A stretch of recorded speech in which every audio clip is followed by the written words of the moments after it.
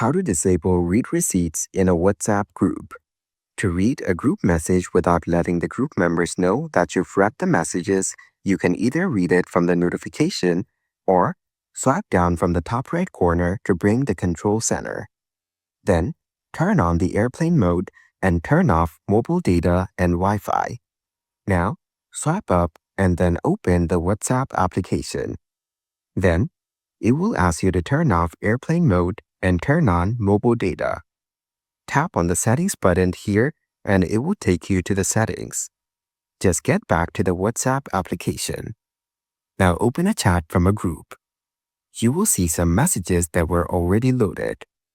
Now, minimize the app and remove the WhatsApp application from the tab.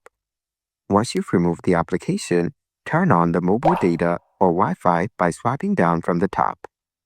Unfortunately, you cannot turn off the read receipts for WhatsApp groups, but by following these steps, you can read messages without letting the group members know about it.